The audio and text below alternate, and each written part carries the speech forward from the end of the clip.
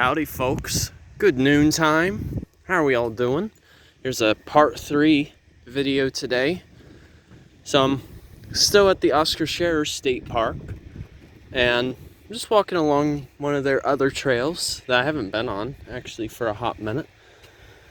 But you may notice something peculiar. You may notice that there's a lot of smoke out in the distance. Just want to tell you guys first and foremost that this is nothing to be overly concerned about, because what's going on right now is actually a prescribed burn, like present. So we're actually seeing it in action. You can see like some of the people out there as part of the prescribed burning crew. These people have actually been trained and they've been certified to actually practice controlled burns. Now what's neat is when I say controlled burn, that means they can actually use the wind direction to their advantage. And with that being said too, in controlled burns, they usually create boundaries.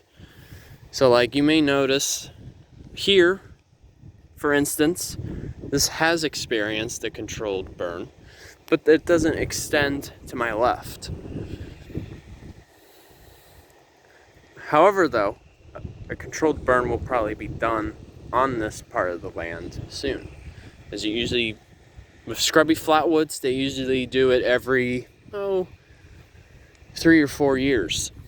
So it's quite frequent. But a prescribed burn is absolutely necessary for a scrubby flatwood. You may wonder why. Well, as I've used in many of my videos, I always like to use the phoenix analogy from Harry Potter.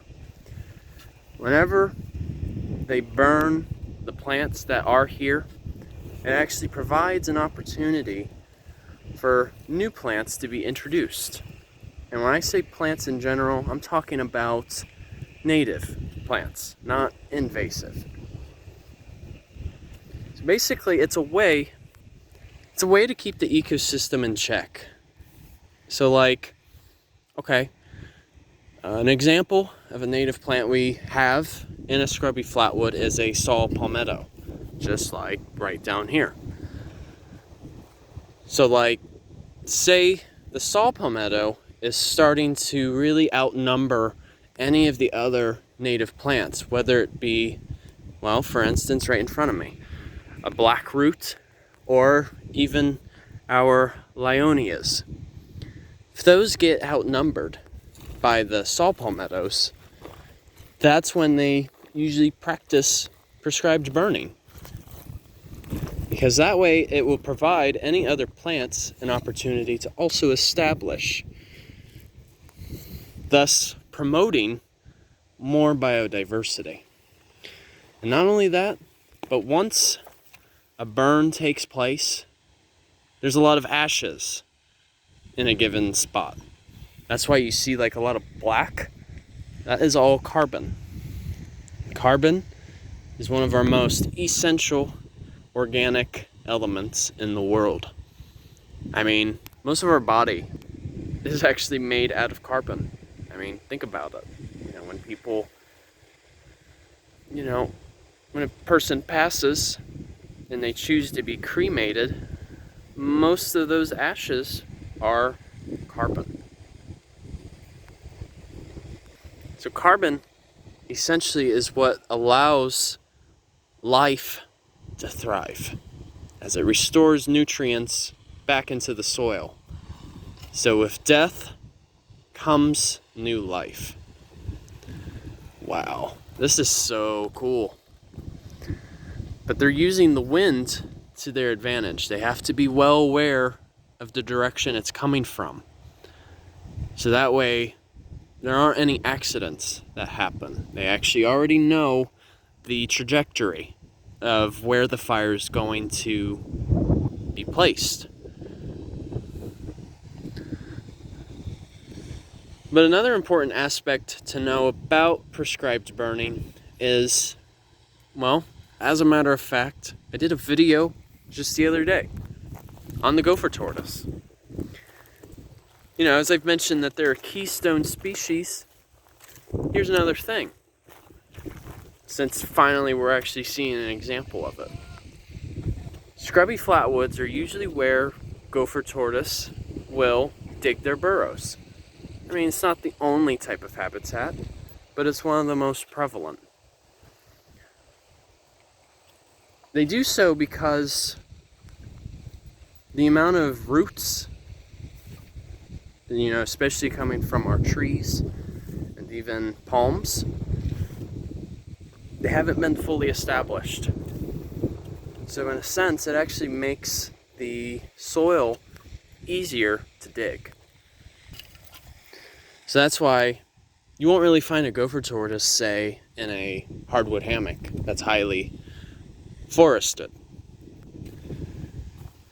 But going back on the subject of the burrows, you know, when a prescribed burn happens, any other fellow homies that can't get out right away, they can actually use the burrows as a means of protection from such prescribed burning. Think of their burrows as like a refuge, in a sense, you know, for safety. Because if it weren't for the Gopher Tortoise, we'd possibly have some fellow homies just out there that may not survive. So that's another reason too. It's also a means of conservation of our wildlife as well. So they're not only concerned about the health of the ecosystem, but they're also concerned about maintaining that biodiversity and saving the animals' lives. Wow, that is really cool. It's neat to actually see it in Florida. It's quite different. I mean, the procedure's still similar, but it's cool seeing it in Florida because I've always been used to seeing it up in Ohio. But yes, this exercise is absolutely necessary, and it's really a way of simulating lightning strikes, what they would normally do. But this is a bit more controlled. It's alright, you guys. Hope you guys enjoyed this video. You know, this isn't accidental. This is all planned, and it's absolutely necessary too. So, you guys can rest in peace. Don't have to stress. It's alright, you guys. Take care.